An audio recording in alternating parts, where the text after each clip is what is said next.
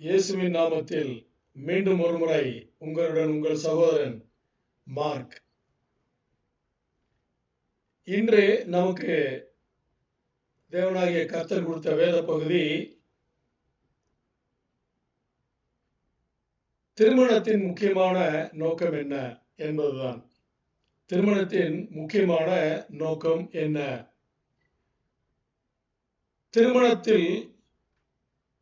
திருமணம் செய்து கொள்வதிலே பலவிதமான நோக்கங்கள் இருக்கும்.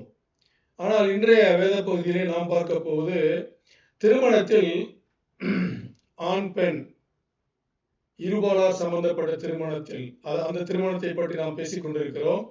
இந்த திருமணத்தில் எத்தனையோ விதமான நோக்கங்கள் இருந்தாலும் அத்தனை நோக்கங்களிலும் மிகவும் முக்கியமான நோக்கம் என்ன என்பதுதான் இன்றைய வேத பகுதி. இந்த வேத பகுதியிலே நாம் பார்த்தால் மிகவும் ஆச்சரியமான விஷயங்கள் நமது கிறிஸ்துவ சகோதரர்களிடமே இருப்பதை நாம் காண்கின்றோம். என்னவென்று பார்த்தால், இன்று கிறிஸ்தவ பிள்ளைகளிடமே தேவ பிள்ளைகளிடம் நாம் பேசிக் கொண்டிருக்கும் பொழுது திருமணம் எதற்காக செய்து கொள்கிறோம் என்று பேசும் பொழுது அவர்கள் கொடுக்கும் பதில் மிகவும் ஆச்சரியமாக இருக்கின்றது. என்னவென்று பார்த்தால், சந்தோஷம் என்கிறார்கள். அப்படி என்றால் என்ன அர்த்தத்திலே அவர்கள் சொல்கிறார்கள் என்றால், இப்பொழுது இருக்கும் இந்த வாழ்க்கையை விட இன்னும் கொஞ்சம் சந்தோஷமாக இருக்கு, நமக்கு ஒரு துணை கிடைக்கும், மிகவும் சந்தோஷமாக இருக்கலாம் என்பதுதான். ஆனால் இன்று நான் ஒரு வினாவை இங்கே எழுப்பினால், ஒரு கேள்வியை கேட்டால், எத்தனை பேர் திருமணம் ஆனதின் பின்பு தேவ பிள்ளைகளை பற்றி மாத்திரம்தான் நாம் பேசிக் கொண்டிருக்கிறோம். எத்தனை பேர் திருமணமான பின்பு மிகவும் சந்தோஷமாக இருக்கின்றார்கள் என்று ஒரு வினாவை எழுப்பினால் 99% சந்தோஷமாக இல்லை என்ற பதில்தான் வரும். ஏதோ ஒரு காரணத்திற்காக, ஏதோ ஒரு விஷயத்திலே அவர்கள் இப்படித்தான் பதில் சொல்லிக் கொண்டிருக்கிறார்கள். ஏனென்றால் திருமணமான புதிதிலே திருமணம் ஆக போகிறது என்ற அந்த ஒரு தருணத்திலும் திருமணமான புதிது என்று நான் சொல்வதை முதல் 5 ஆண்டுகளாக வைத்துக் கொண்டிருக்கிறேன். இந்த முதல் 5 ஆண்டுகளிலே எல்லாம் நன்றாகத்தான் இருக்கும். ஒரு சில திருமணங்கள் முதல் 5 ஆண்டுகள் அல்ல, 5 மாதங்களில கூட எல்லாம் முடிந்து போயிருக்கும். எல்லாம் என்றால் அவர்கள் சந்தோஷம், துக்கம் எல்லாம் முடிந்து போய் இயந்திரத்தனமான ஒரு வாழ்க்கையை வாழ்ந்து கொண்டிருப்பார்கள். இன்று 5 வருடங்கள் தாண்டிய எந்த ஒரு திருமணத்தை எடுத்துக்கொண்டாலும் அங்கே ஒரு சில திருமணத்தை தவிர மீது எதுவுமே அவர்களுக்கு திருப்திகரமாக, சந்தோஷமாக அமையவில்லை என்றுதான் தேவ பிள்ளைகள் பெரும்பாலானோர் பேசிக் கொண்டிருக்கிறார்கள். அப்படி என்றால் எனது சொந்த மனம் சம்பந்தப்பட்ட இந்த திருமணம் எனக்கு சந்தோஷத்தை தரவில்லை, திருப்தியை தரவில்லை என்றால் வேறு எது எனக்கு சந்தோஷத்தை தருவதாக இருக்கிறது என்ற கேள்வி நமக்குள்ளே எழும்போம்.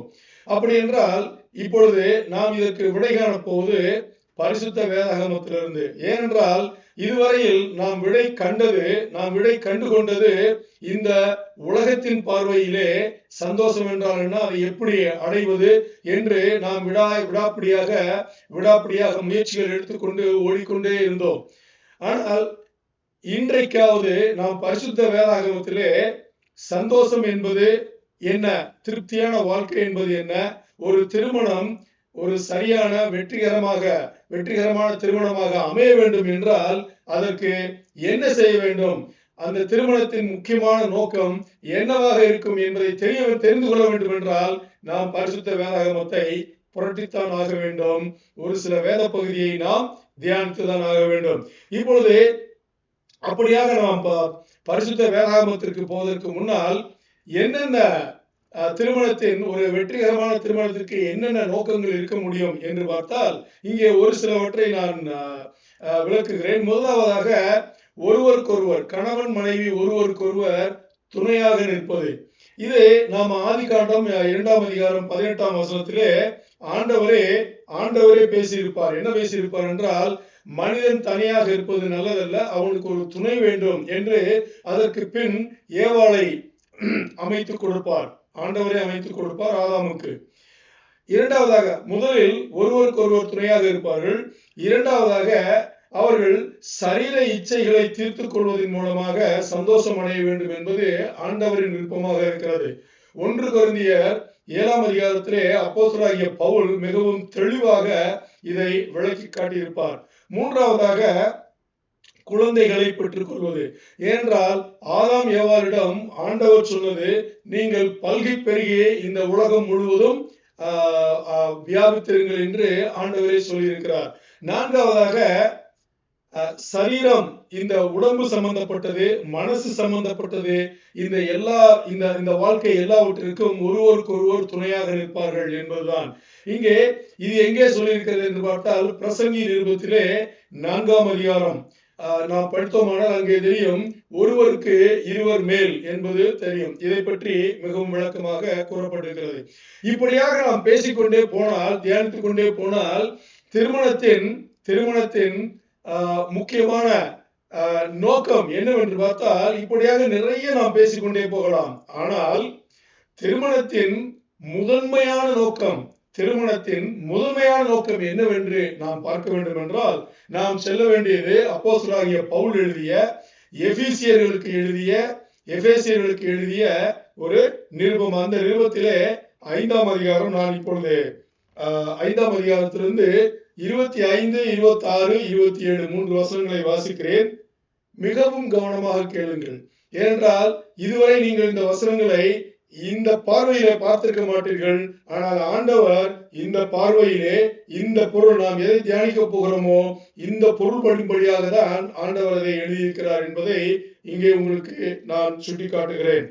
5ஆம் அதிகாரம், எபேசியர் நிருபம் 5ஆம் அதிகாரம் 25 27. 25.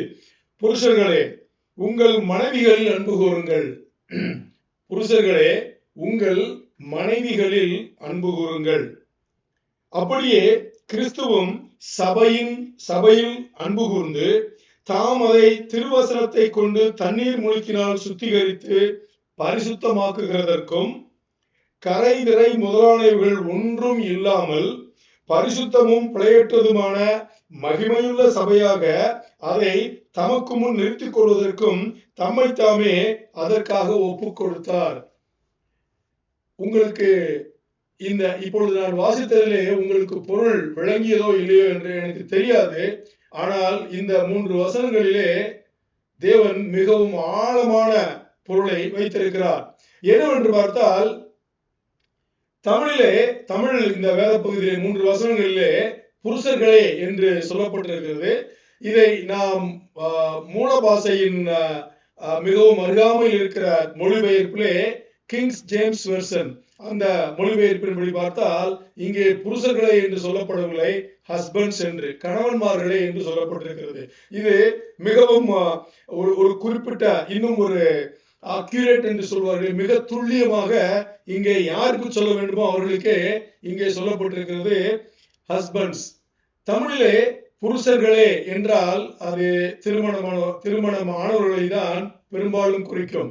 நாம் இப்பொழுது கேஜேவி, இங்கிலீஷ் வெர்ஷன் கேஜேவியில் என்ன சொல்லியிருக்கிறதோ இதை நான் தமிழாக்கம் செய்து உங்களுக்கு விளக்கி கூறுகிறேன். சற்றே ஆழமாக நாம் பார்க்க முடியும். தமிழ் நன்றாக சொல்லப்படவில்லை என்பது என் கருத்தல்ல. ஆங்கிலத்திலே இன்னும் தெளிவாக, இன்னும் கொஞ்சம் ஆழமாக சொல்லப்பட்டிருக்கிறது. அதனால் நாம் இதை எடுத்துக்கொள்கிறோம். இங்கே கணவன்மார்களே, நீங்கள் உங்கள் மனைவிகளில் அன்பு கூறுங்கள் என்று சொல்லிவிட்டு என்று சொல்லப்பட்டிருக்கிறது. பார்த்தால் நான் இந்த 3 வசனங்களையும் உங்களுக்கு விளக்கி காட்டுகிறேன். கணவன்மார்களுக்கு மிகப்பெரிய கஷ்டமான வேலை மனைவியை நேசிப்பதுதான். ஆம், மனைவி ஆகிறதற்கு முன்பாக இதே பெண்ணைத்தான் அவர்கள் நேசித்தார்கள்.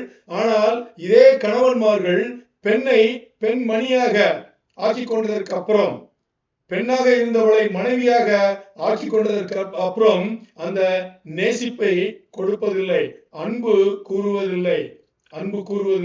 காதலிப்பது இல்லை, நிறுத்தி விடுகிறார்கள். ஏனென்று தெரியவில்லை. இந்த கணவன்மார்கள், நீங்கள் உங்களையே கேட்டுக்கொள்ளுங்கள்.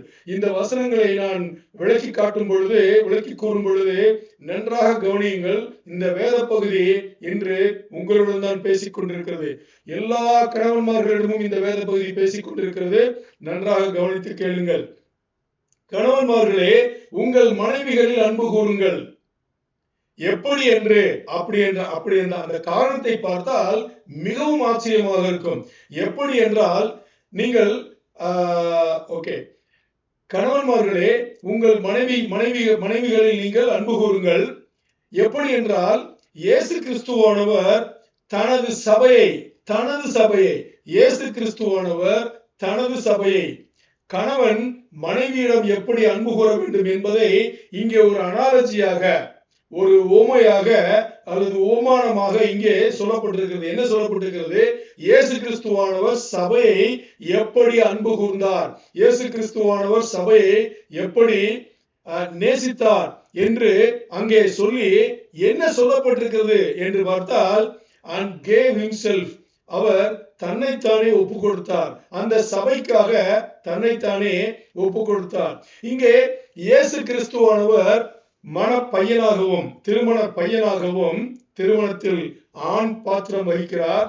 அதே போல சபையை இங்கே திருமணத்தில் பெண் பாத்திரம் வகிப்பதாக இங்கே நாம் எடுத்துக்கொள்ள வேண்டும். அப்படித்தான் இங்கே சொல்லப்பட்டிருக்கிறது.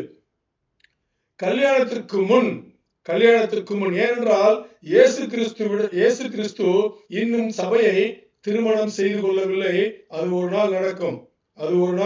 எப்பொழுது என்றால் 7 வருடங்கள் கஷ்டம், சிரம காலம், மகா சிரம காலம், அதிசிரம காலம், அது மகா சிரம காலம் என்று வரும். அந்த தருணத்திலே அந்த திருமணம் நடக்கும்.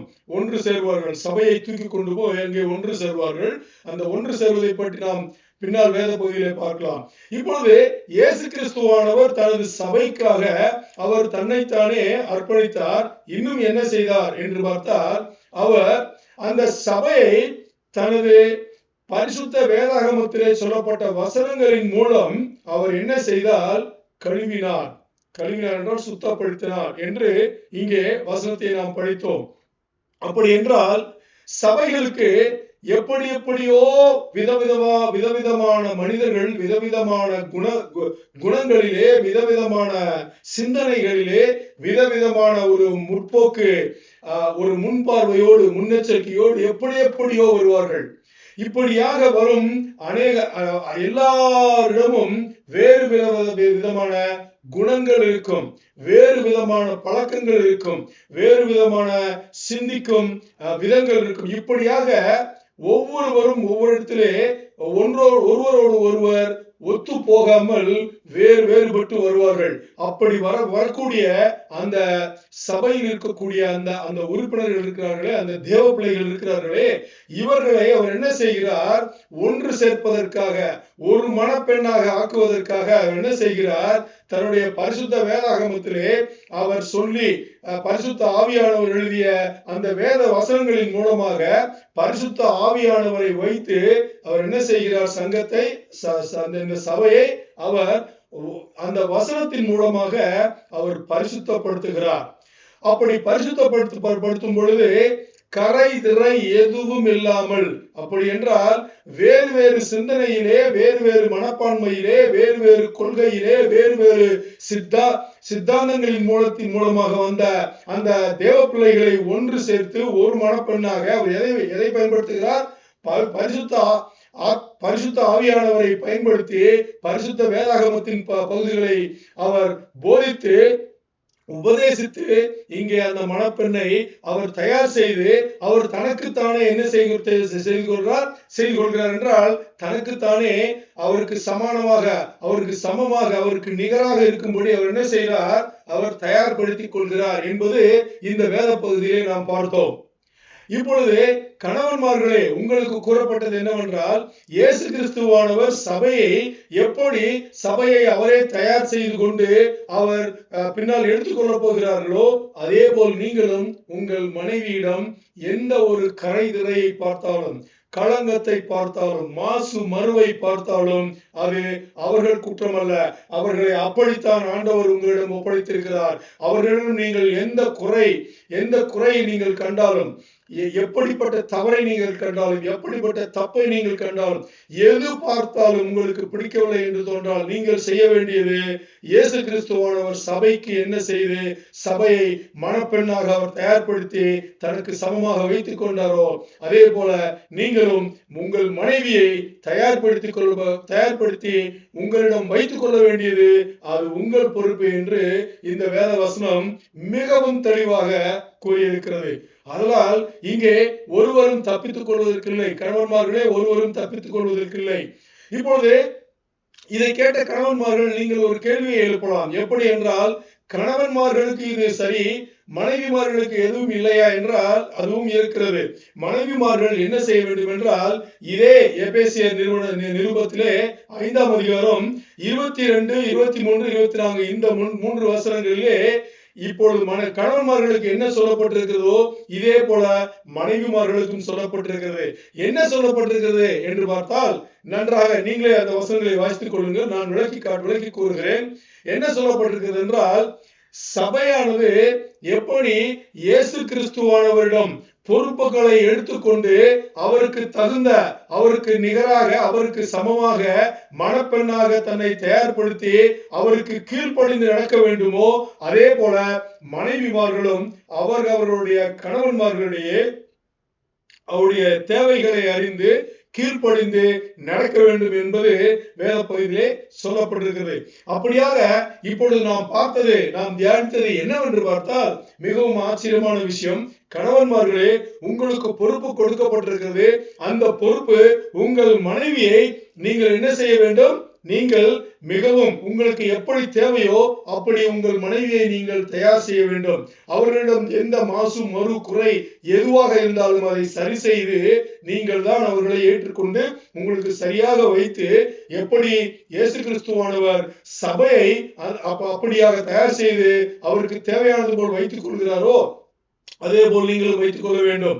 மனைவிமார்களே, உங்களுடைய பொறுப்பு மணப்பெண்ணாக, கல்யாணமான மனைவியாக உங்களுடைய பொறுப்பு சபையானது எப்படி இயேசு கிறிஸ்துவுக்கு அடங்கி கீழ்ப்படிந்து அவருடைய இந்த பரிசுத்த வேதாகமத்தில் சொல்லப்பட்டது போல என்னென்ன வேலைகளை எல்லாம் செய்து பொறுப்படுத்திக் கொள்ள வேண்டுமோ அந்த பொறுப்பை மனைவிமார்கள் எடுத்து கணவன்மார்களுக்கு என்ன செய்ய வேண்டும்? அவர்கள் கீழ்ப்படிந்து நடக்க வேண்டும் என்பது இங்கே முக்கியமான விஷயம். இப்பொழுது நாம் தியானித்த இந்த வேத பகுதிதான் திருமணத்தின் நோக்கத்திலேயே மிகவும் முதன்மையான நோக்கம் என்பது எப்படி சொல்ல முடியும் என்றால், பரிசுத்த வேதாகமத்திலே நாம் வேத பகுதியை தியானிக்கும் பொழுது ஒரு கொள்கையை பின்பற்றுவார்கள். என்ன கொள்கை என்று பார்த்தால் ஹெர்மனாட்டிக்ஸ் கொள்கை, ஹெர்மனாட்டிக்ஸ் பிரின்சிபல் என்று சொல்வார்கள். இந்த கொள்கை என்ன செய்யும் என்றால், ஒரு விஷயத்திற்காக விதவிதமான பல நோக்கங்கள் இருந்தாலும் அதில் மிகவும் முதன்மையான நோக்கம், மிகவும் பெரிய நோக்கம், முதன்மை வகிப்பது என்னவென்று பார்த்து அதையே முதன்மையான நோக்கம் என்று எடுத்துக்கொள்வார்கள். இப்பொழுது திருமணம் என்பதின் நோக்கத்திலே வேறு நோக்கங்கள் இருந்தாலும் மிகவும் முதன்மையான நோக்கம் இது என்பதை நாம் எப்படி எடுத்துக்கொள்கிறோம் என்றால், உதாரணமாக உங்களுக்கு நான் ஒன்று சொல்ல வேண்டும் என்றால், நாம் எல்லோருக்கும் தெரிந்ததுதான் ஷட்ரக், மெசக், அபித்நகோ. தானியேலு காலத்திலே, அந்த காலத்திலே இந்த மூவரும் ஒரு விஷயத்திற்காக பபுலோன் அந்த தேசத்திலே சக்கரவர்த்தி நேபுகத்நேச்சார் வெளியிட்ட ஆணையை அவர்கள் மீறுவார்கள். ஆணை என்னவென்று உங்களுக்கு தெரியும். அவர் ஒரு பெரிய சிலையை வடிவமைத்திருக்கிறார். அந்த சிலையை தான் அவர்கள் ஆண்டவராக பூஜை செய்ய வேண்டும், ஆராதிக்க வேண்டும் என்பது அரசனுடைய கட்டளை. ஆனால் இவர்கள் மூன்று பேரும் என்ன செய்வார்கள்? அதை மீறுவார்கள். மீறி நாங்கள் எங்கள் ஆண்டவரை தவிர, தேவனாகிய கர்த்தரை தவிர வேறு ஒரு தேவனை நாங்கள் பூஜை செய்ய மாட்டோம், ஆராதனை செய்ய மாட்டோம் என்று அவர்கள் மறுப்பார்கள். அப்பொழுது இதை தெரிந்து கொண்ட அரசாங்க அதிகாரிகள் இவர்களை கைது செய்து அவர்களுக்கு கொடுத்த தண்டனை அக்னி குண்டத்திலே போட வேண்டும். அதாவது எரியும் நெருப்பிலே போட்டு விட வேண்டும். இதுதான். அப்பொழுது கூட அவர்கள் அந்த ஆணையை, அரசரின் ஆணையை மதிக்கவில்லை. ஏன் மதிக்கவில்லை என்றால், இங்கேதான் நாம் சற்றே தியானிக்க வேண்டும். அரசரின் ஆணை இங்கே இருக்கிறது. எந்த ஒரு நாட்டில் ஒரு அரசர் ஒரு ஆணையை வெளியிடுகிறார்களோ அந்த ஆணையை அந்த நாட்டில் இருக்கிற எல்லா மக்களும் பின்பற்ற வேண்டும் என்பதுதான் அங்கே ஒரு அடிப்படை கொள்கை. அதை பின்பற்றித்தான் ஆக வேண்டும். அப்படியாக இந்த மூவர் ஏன் அதை மறுதளித்தார்கள் என்று, மீறினார்கள் என்று பார்த்தால், இங்கே அரசன் ஆண்டவர் என்று வரும்போது எப்பொழுதுமே தேவனாகிய கர்த்தர் தான் மேலே இருப்பார். அப்படியாக பார்த்தால் இவர்கள் அரசரின் ஆணையை மீறியது இது தவறில்லை. ஏனென்றால் இதே வித விஷயத்தில் ஆண்டவருடைய ஆணை வேறு விதமாக இருக்கிறது. ஆனால் இவர்கள் ஆண்டவருடைய ஆணையைத்தான் பின்பற்ற வேண்டும் என்று முடிவு செய்தார்கள். அவர்கள் செய்த முடிவு மிகவும் சரியான முடிவு. இப்படித்தான் நாம் இப்பொழுது தியானித்த வேத வசனமும் இருக்கிறது. இன்னொரு உதாரணம் சொல்ல வேண்டும் என்று பார்த்தால், எடுத்துக்காட்டாக இப்பொழுது நாம் எல்லோருமே தேவ பிள்ளைகளாக இருக்கிறோம். தேவ பிள்ளைகளாக இருக்கிற நாம் சபைக்கு போகும்போது ஒரு சில பொறுப்புகளை நாம் எடுத்துக்கொள்வோம். அப்படி என்று பார்த்தால், இப்பொழுது ஜெபம் பண்ணுவது, ஆராதனை செய்வது, சபையிலே வாத்தியங்கள், இசை வாத்தியங்களை வாசிப்பது, சபையிலே பாடல்களை பாடுவது, சபையிலே தீர்க்க தரிசனம் சொல்வது, சபையிலே போதனை செய்வது, சபையிலே உபதேசம் செய்வது, இப்படியாக நாம் எடுத்துக்கொண்டால் எல்லாமே தேவனின் காரியங்கள். ஆனால் எல்லாமே தேவனின் காரியங்களாக இருந்தாலும் தேவனுடைய கர்த்தராகிய தேவனிடமிருந்து ஒரு அழைப்பு வரும். அந்த அழைப்பு உங்களுக்கு தீர்க்க தரிசனம் தான் நீங்கள் செய்ய வேண்டும் என்று இருக்கும். அப்படியாக இருக்கும் பொழுது இத்தனை நோக்கங்கள், இத்தனை விஷயங்கள் இருந்தாலும் தேவனின் சபையிலே நாம் தேவனின் முதன்மையான அழைப்பு என்னவென்று பார்த்தால், தீர்க்க தரிசனம் என்றால் அதைத்தான் எடுத்துக்கொள்வோம். போதிப்பது என்றால் அதைத்தான் எடுத்துக்கொள்வோம். இப்படித்தான் இப்பொழுது நாம் வாசித்த வேத பகுதி. திருமணத்தின் நோக்கம் மிகப்பெரிய நோக்கம், வேறு வேறு விதமான நோக்கங்கள் இருந்தாலும் முதன்மையான நோக்கம் என்னவென்று பார்த்தால், சபை இயேசு கிறிஸ்துவுக்கு கீழ்ப்படிந்து நடப்பது போல, இயேசு கிறிஸ்துவானவர் சபைக்கு என்ன செய்ய வேண்டுமோ அதை செய்து முடித்து விட்டார். இன்னும் செய்து கொண்டிருக்கிறார். இன்னும் அவர் மத்திய ஆகாயத்திற்கு வந்து சபையை தூக்கி கொண்டு போகும் வரை அவர் செய்து கொண்டே இருப்பார். அதே போல கணவன் மனைவியிடம் தனது பொறுப்புகளை நிறைவேற்ற வேண்டும். மனைவி தனது கணவரிடம் பொறுப்புகளை நிறைவேற்ற வேண்டும் என்பதுதான் திருமணத்தில் உள்ள நோக்கங்களிலே மிகவும் முக்கியமான நோக்கமாக இங்கே இருக்கிறது. ஏன் இந்த நோக்கத்தை நாம் தெரிந்து கொள்கிறோம் என்றால், இப்பொழுது நன்றாக கவனியுங்கள். நாம் அனைவருமே போராடி கொண்டிருப்பது ஒரே ஒரு விஷயத்திற்காக. கணவனாகட்டும், மனைவியாகட்டும், அல்லது தெய்வ குடும்பமாகட்டும், தெய்வ பிள்ளைகளாகட்டும், நாம் அனைவரும் இந்த உலகத்தில் இருந்து கொண்டு போராடி கொண்டிருப்பது ஒரே ஒரு விஷயத்திற்காக. என்னவென்று பார்த்தால், இயேசு கிறிஸ்துவானவர் இந்த உலகத்திலே இருக்கும்போது என்ன வாழ்க்கையை வாழ்ந்தாரோ அதே மாதிரி வாழ்க்கையை வாழ்ந்து, அவர் வாழ்ந்த அதே மாதிரி வாழ்க்கையை வாழ்ந்து, அவரை சார்ந்த வாழ்க்கை வாழ்ந்து அவரை போலவே மாற வேண்டும் என்பதும், அவர் எப்படி மற்றவர்களை நேசித்தாரோ, எப்படி மற்றவர்களிடம் அன்பு கூர்ந்தாரோ அதே போல் நாமும் அன்பு கூற வேண்டும். இந்த 2 விஷயங்களுக்கு தான். இந்த 2 விஷயங்களும் நாம் செய்ய வேண்டும் என்றால், திருமணமான கணவன் மனைவியானவர் என்ன செய்ய வேண்டும்? ஒரு நல்ல திருமணத்திலே இருக்க வேண்டும். ஒரு நல்ல திருமணத்திலே அவர்கள் அமைந்திருக்க வேண்டும். இப்பொழுது கேள்வி, நல்ல திருமணம் அமைத்துக் கொள்வதென்றால் எப்படி என்று பார்த்தால், நன்றாக புரிந்து கொள்ளுங்கள். இங்கே நாம் ஒரு 10 கட்டளைகளாக 10 விஷயங்களை இப்பொழுது நாம் சொல்ல போகிறோம். இது கணவன் மனைவி திருமணம் ஆன உடனே முதல் நாளிலிருந்து நாம் என்ன செய்ய வேண்டும்? நாம் பின்பற்ற வேண்டிய இந்த 10 விஷயங்களை நான் ஒன்றன் பின் ஒன்றாக உங்களுக்கு சொல்லிக் கொண்டு வருகிறேன். நீங்கள் கவனியுங்கள். ஒருவேளை முதலாவது தடவை கேட்கும் பொழுது உங்களுக்கு புரியவில்லை என்றால், இந்த வேத பகுதி உங்களுக்கு யூடியூப்ல வைக்கப்படும். நீங்கள் மீண்டும் ஒரு முறை கேட்டு அதை தெரிந்து கொள்ளலாம்.